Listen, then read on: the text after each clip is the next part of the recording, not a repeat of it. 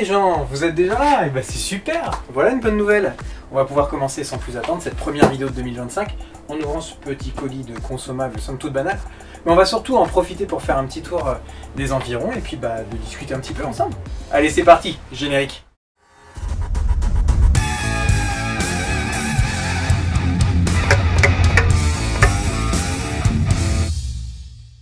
Et salut les gens, bienvenue sur la chaîne en 2025, je suis ravi de vous retrouver pour cette première vidéo de l'année. Plein de meilleurs vœux pour cette année qui se profile, toute pleine d'airsoft évidemment, de répliques, de belles choses, de rencontres, de découvertes de terrain et que sais-je encore. Dans cette vidéo, donc deux parties. La première, l'ouverture du colis, mais c'est vraiment vite fait. C'est histoire de pouvoir surtout ranger son contenu à l'intérieur de ma man cave et de parler un petit peu de l'organisation du rangement de mon matériel. Et puis la deuxième partie, c'est justement le room tour en lui-même. C'est parti, let's roll!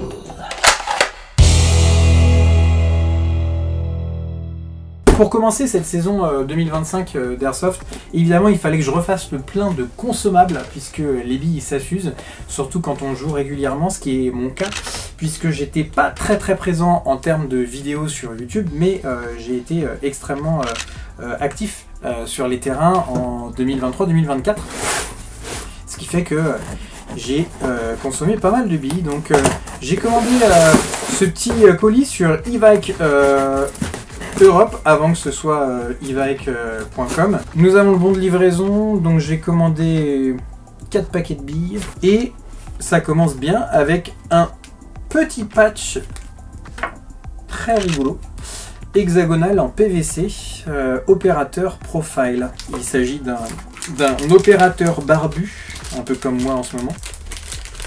Sympa. Je vais la mettre tout de suite. Hop, tac. Et on a une petite carte, sympa, j'aime beaucoup. Cybergun FN Airstyle, le FN P90 première édition. Sympa les goodies. Bon, alors le colis est bien enveloppé, là-dessus on peut leur faire confiance, c'est cool. Et je teste pour la première fois ces billes là qui s'appellent Bioval Technology. Je connaissais pas trop, il restait pas grand chose en 0,20.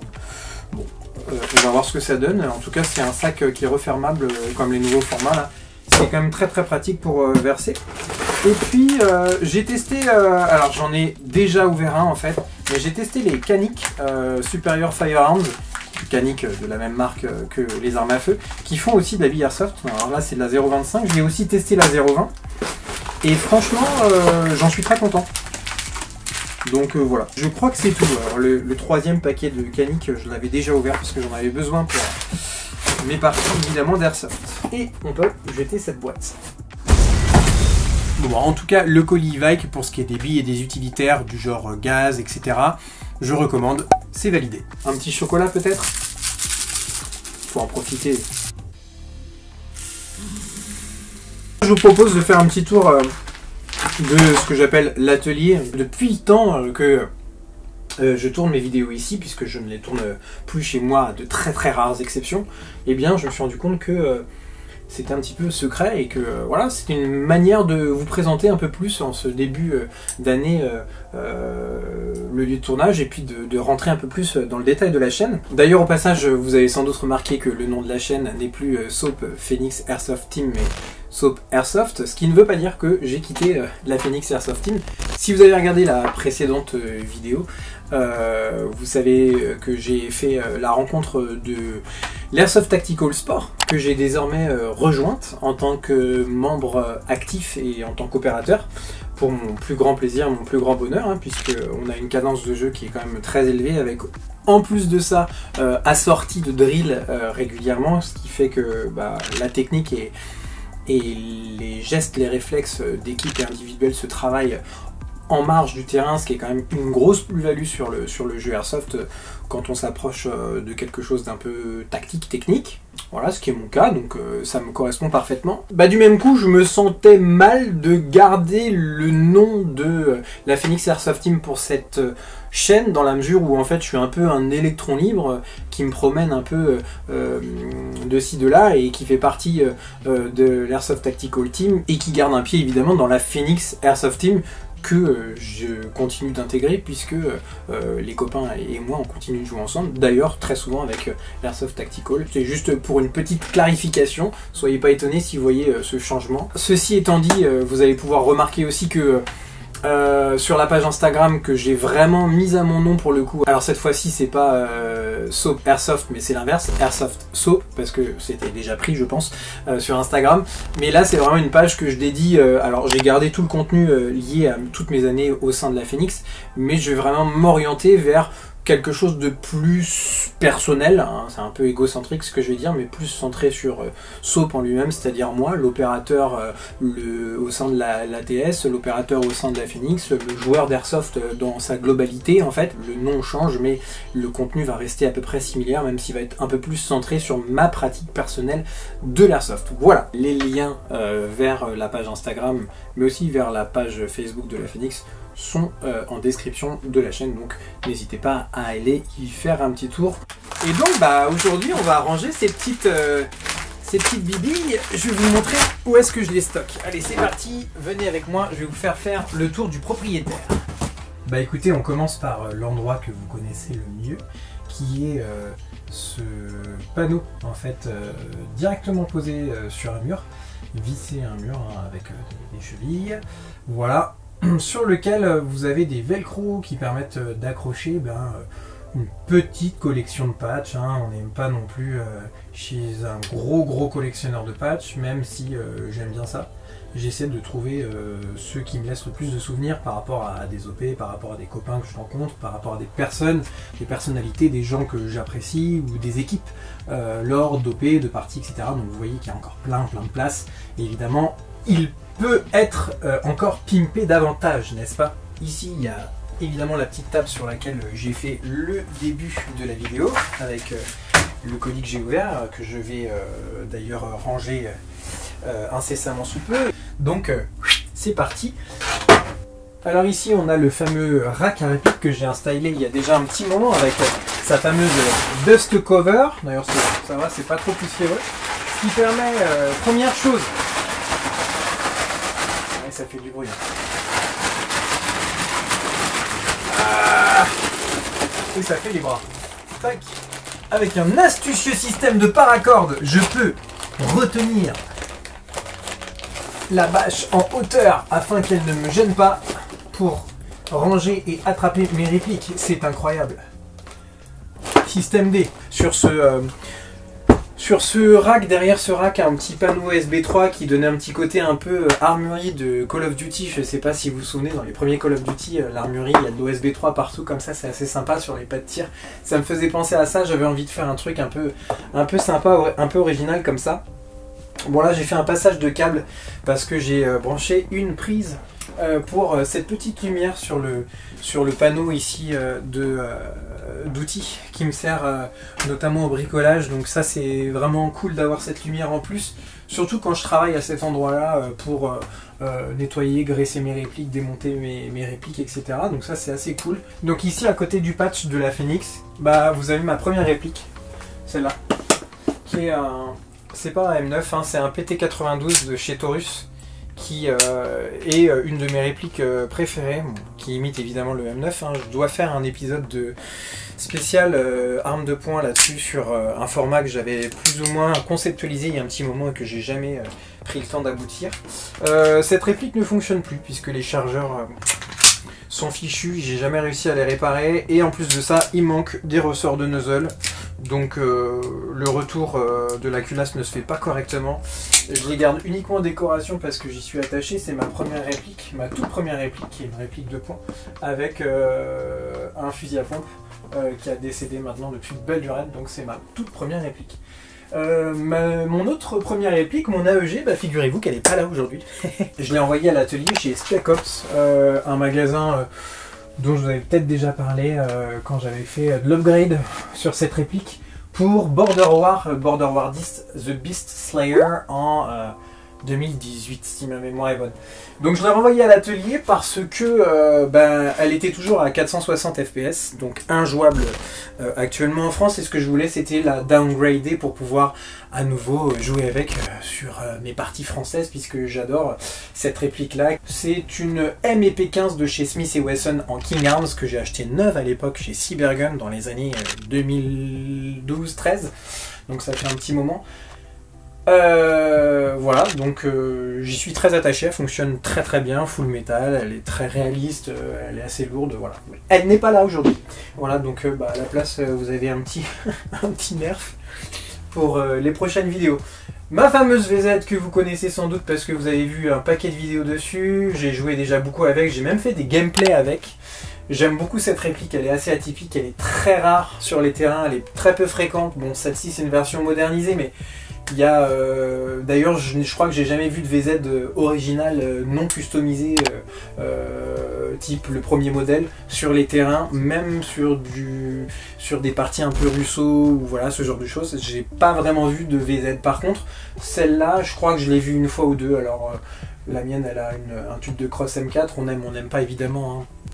Et puis un puits de chargeur pour 5,56 pour aller sur les chargeurs de M4, puisque j'avais pas envie de racheter des tas de chargeurs, donc voilà, donc on a un puits de chargement pour chargeur M4. Bon, ça c'est une batte, un CAC, une batte en mousse, inoffensive que j'ai fabriquée pour une OP type roleplay GN, que je n'utilise plus spécialement, mais qui est sympa, je garde parce que vraiment ça peut être un petit accessoire de plus pour faire du out silencieux, c'est toujours sympa. Donc celle-ci ne fonctionne plus, celle-ci je l'ai jouée pendant très très longtemps, ça c'est quand même un flingue incroyable, faut qu'on en parle. C'est un Taurus pareil, donc même marque que celui-là, un Taurus qui est quand même une bonne marque de flingue je trouve, de chez KWC, Taurus PT247 non blowback, j'aimerais bien me le racheter en blowback d'ailleurs, qui est un véritable lama. Donc vous mettez une cartouche de gaz CO2 dans le chargeur et vous pouvez tirer, je crois, une dizaine de chargeurs sans exagérer, enfin, c'est assez incroyable. Le problème que j'ai, c'est que le petit bouton d'éjection ici, il s'est barré, il est cassé, et du coup j'ai pas spécialement envie de le réparer. Voilà, ça fait que je peux mettre un chargeur et scotcher le chargeur pour le garder en jeu, comme ça, en backup, mais vraiment ça sert pas à grand chose. Du coup, quand il est décédé, j'en ai acheté un autre qui est celui-là, le dernier sur lequel je joue, qui est un des derniers modèles de APX Beretta, qui est un flingue assez étonnant. Il est assez puissant, il fonctionne au CO2 et il est semi-blowback, c'est-à-dire que c'est une culasse qui bouge, qui fait des allers-retours, mais il n'y a pas tout le système de hop-up et de block hop-up qui bouge en même temps. C'est assez étonnant, donc ça fait un bruit de culasse très métallique, c'est sympa. On a une sensation quand même un petit peu de tir avec le recul de la culasse, et les chargeurs présentent l'avantage assez sympa d'être économique en CO2, puisque la cartouche de CO2 se met dans cet emplacement là, qu'on peut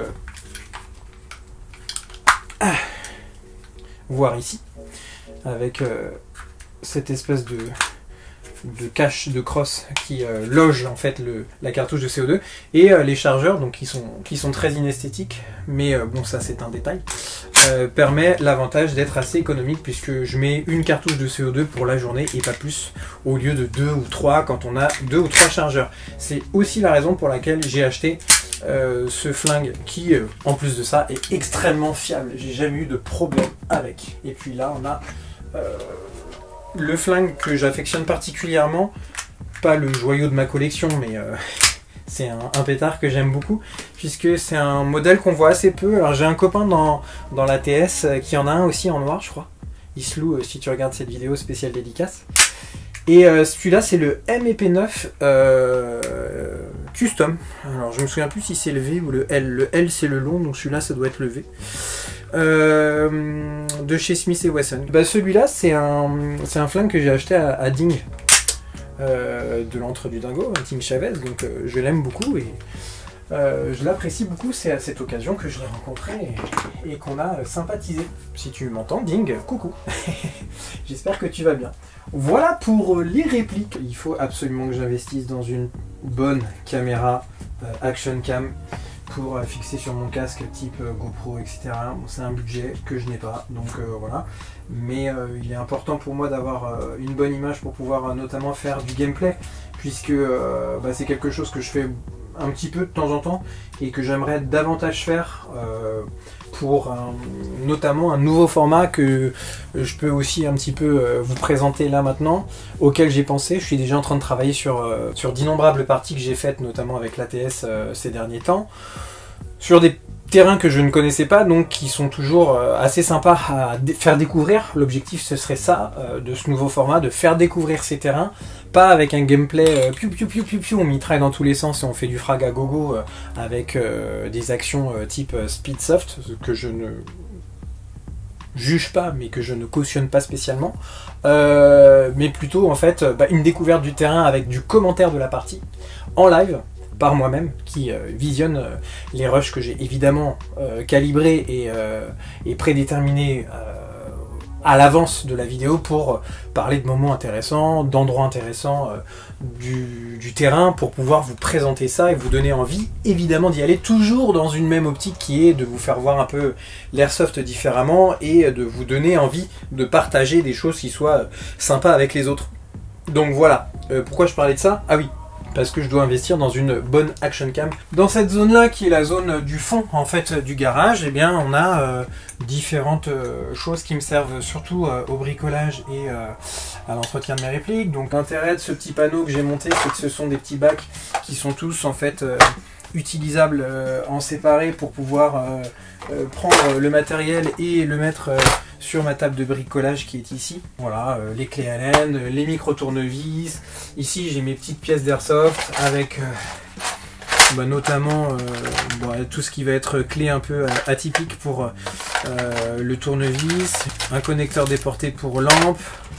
Là, c'est des petites pièces d'airsoft que je stocke qui vont être des vis tous azimuts qui vont me servir à certaines choses. Là, par exemple, je vois que j'ai un joint de rétention sur mon holster universel Adaptix. Là, par exemple, j'ai la goupille de ma grenade E-Raise qui est complètement merdique, que je vous décommande fortement d'ailleurs. On en reparlera peut-être à l'occasion, ça. J'avais pas prévu de faire une review là-dessus, mais franchement, la grenade, n'achetez jamais la E-Raise. C'est vraiment de la bouse. Ah oui, parce que ça en fait, ce que je fais le plus souvent finalement, quand je suis en train de vraiment faire un bricolage un peu approfondi, eh bien c'est de la peinture. Hein, c'est la première raison d'être de cette chaîne. D'ailleurs, la peinture, j'ai commencé avec ça. J'en fais encore, mais beaucoup moins maintenant, même si j'ai des projets de peinture en cours. Et du coup, les brosses à dents, c'est quand même super utile pour faire de la peinture. Pour le nettoyage aussi, le dégraissage de vos répliques, mais aussi moi pour la peinture par projection, je m'en sers beaucoup pour faire des petites taches sur les répliques, donc c'est pas mal. Et ce petit système de boîtier là, ça s'enclenche, voilà, comme ça, et puis après on peut les remettre où on veut. Ici j'ai ma petite table avec mon petit tapis de montage Viper Tactical de la R15 que je trouve très stylé, qui me permet de démonter mes répliques ou autres. Bon, là j'ai un petit chantier en cours parce que j'ai retiré les accessoires de mes répliques que j'ai donné à l'atelier, j'en ai donné 2, voilà. Et puis on en arrive un peu plus au détail dans le petit coin ici que je vais vous présenter dans une deuxième partie. Bah ouais, évidemment, parce que sinon ça va être beaucoup trop long.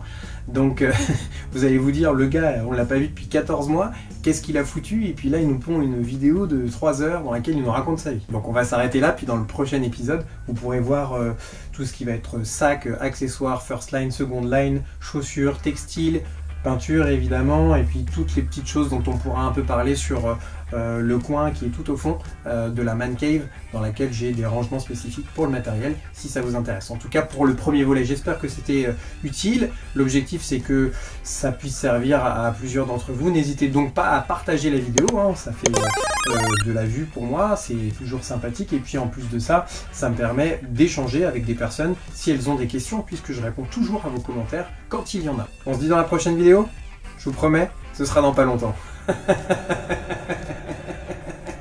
D'ici là, portez-vous bien, et puis surtout, bonne partie d'Airsoft et à la prochaine.